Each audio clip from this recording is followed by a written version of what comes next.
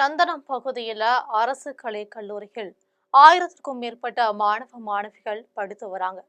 இந்த கல்லூரி வளாகத்தில் ஒரு கேண்டீனும் செயல்பட்டு வருது. இதில் முத்துசெல்வன் என்பவர் தான் நடத்திட்டு வராங்க. இந்த கேண்டீனில் 22 வயதுடைய இளம் பெண் ஒருவர் அண்மையில வேலைக்கு சேர்ந்திருக்காங்க. அந்த பெண் அங்கேயே தங்கியும் இருந்திருக்காங்க.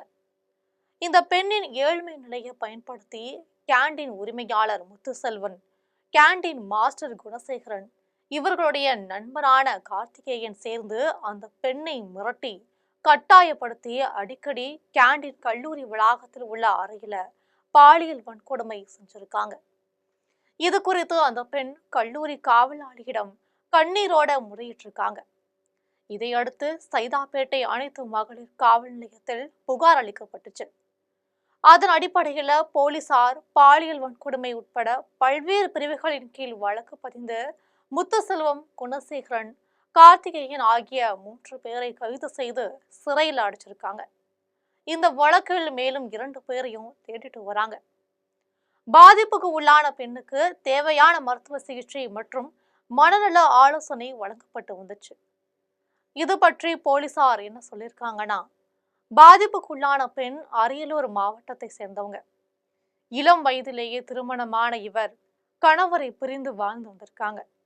கேண்டீன் உரிமையாளர் முத்துசெல்வம் கும்பகோணத்தில் தனக்கு தெரிந்தவர் மூலம் அந்த பெண்ணை 10,000 சம்பளத்துக்கு சென்னைக்கு 20 நாட்களுக்கு முன் அழைத்து வந்ததா சொல்லப்படுது. பணிக்கு சேர்ந்த முதல் நாளே அவர்கள் எல்லை மீறி நடந்திருக்காங்க. பின்னர் நண்பரையும் அழைத்து அவர்களும் எல்லை மீறி இருக்காங்க. முத்துசெல்வம் கல்லூரியுடனான நேரடி ஒப்பந்தத்தின் மூலமா கேண்டீனை கடந்த 12 ஆண்டுகளா நடத்திட்டு வராங்க. இதனால இவர் இதுபோல வேறு யாரிடமாவது அத்துமீறலில் ஈடுபட்டாரா என விசாரணை நடத்தி வருவதா காவல்துறை தரப்புல தெரிவிச்சிருக்காங்க.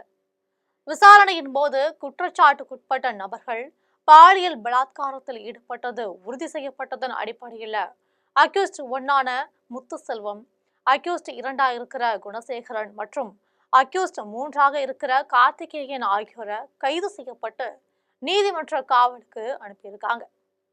இந்த வழக்கு சம்பந்தமாக தீவிர புலன் விசாரணை செய்து சம்பந்தப்பட்ட குற்றவாளிகளுக்கு கூடிய விரைவில் அதிகபட்ச தண்டனையை பெற்றுத்தர நடவடிக்கை மேற்கொள்ளப்பட்டு வருது.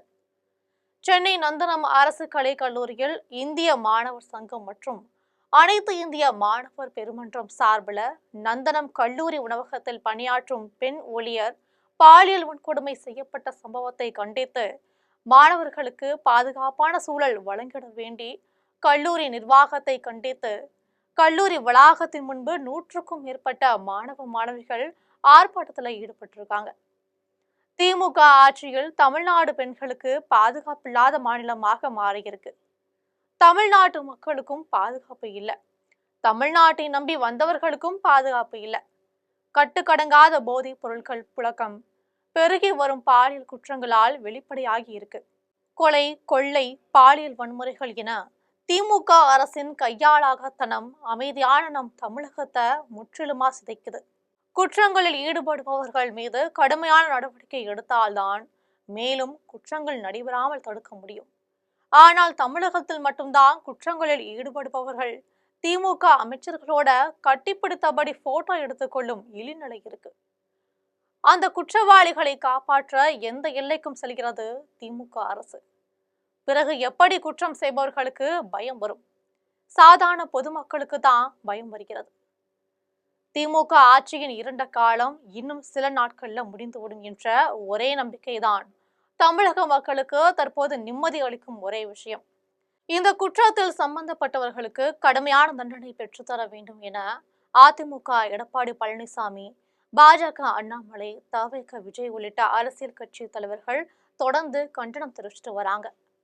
சென்னை தரமணியில் உள்ள ஒரு பாலிடெக்னிக் கல்லூரியில் தங்கியிருந்த பீகார் மாநிலத்தை சேர்ந்த காவலாளி மற்றும் அவரது 2 வயது குழந்தை கொல்லப்பட்டு மனைவி பாலியல் வன்கொடுமை செய்யப்பட்டு கொலை செய்யப்பட்ட சம்பவத்தின் அதிர்ச்சி இன்னும் அடங்காத நிலையில சென்னை நந்தனம் அரசு கலை கல்லூரியில் மற்றொரு பெண்ணுக்கு நடந்த கொடூர சம்பவம் பெரும் கவலையை ஏற்படுத்தியிருக்கு.